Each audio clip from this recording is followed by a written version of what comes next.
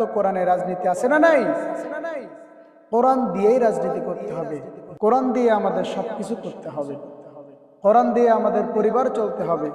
কোরআন দিয়ে আমাদের সমাজ চলতে হবে। কোরআন দিয়েই রাষ্ট্র তো চলতে হবে। রাজনীতি যদি করতে হয় কোরআন দিয়েই রাজনীতি করতে হবে। বলেন তো কোরআনে রাজনীতি আছে না নাই?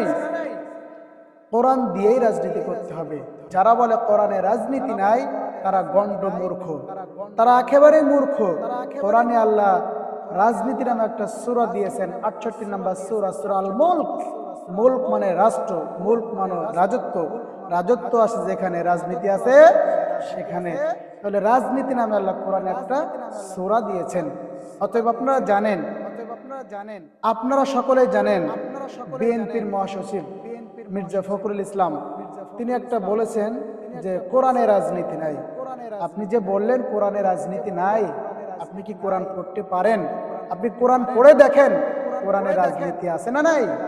কোরআন পড়ে দেখেন, কোরআনে রাজনীতি ভরপুর করা আছে। আপনি তো পড়েন নাই, আপনি জানবেন কেমনে?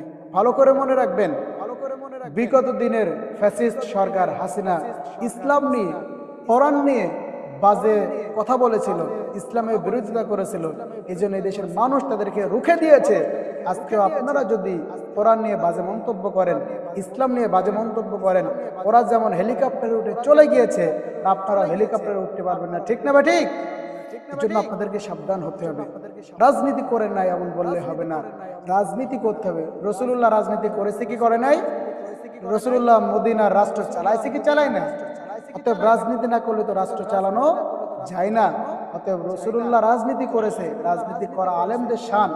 আর রাজনীতি মানে রাজার নীতি। আমাদের রাজাকে, আমাদের রাজা আল্লাহ।